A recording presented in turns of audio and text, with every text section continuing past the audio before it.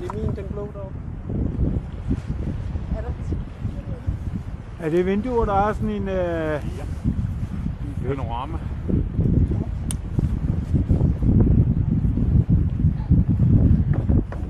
Så er der en lille blå ved et toilet.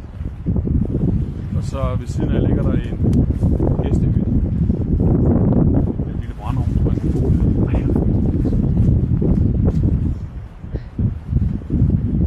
Men der er kæmpe store farlige rævehoved. Ja, jeg har hørt historier om den.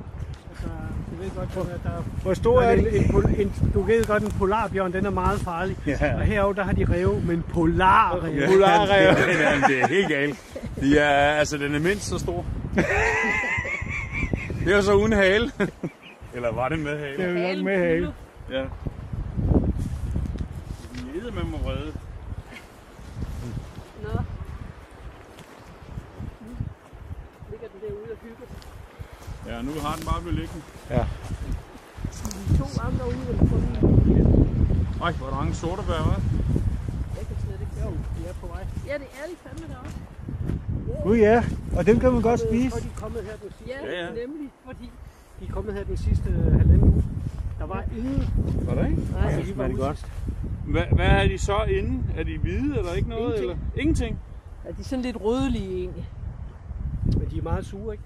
Ja, for helvede. De er slet ikke Er de klar. det? De er slet ikke færdige. Jamen, de Nå. er slet ikke klar endnu. Nej, vi skal Nå. faktisk have en nats frost inden Okay. det allerbedste pluk. Okay. Så blev klokken halv syv.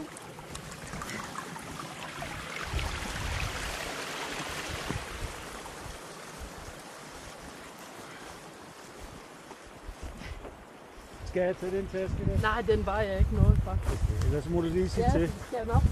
Men jeg synes rygvægt er behageligt. Okay. Alt andet, når vi skal bære i hænderne. Ja. Det hader jeg simpelthen. Man kan gå den vej. Eller man kan gå op på både sider. Ja.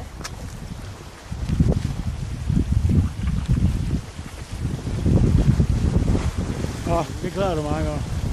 Ja. Det er nok bedre for dig, Peter.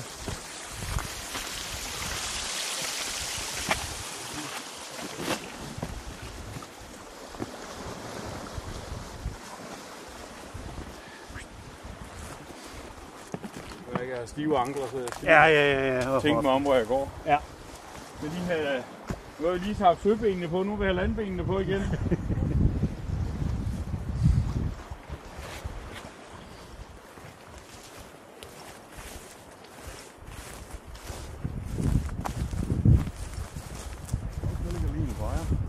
Ja, holy shit.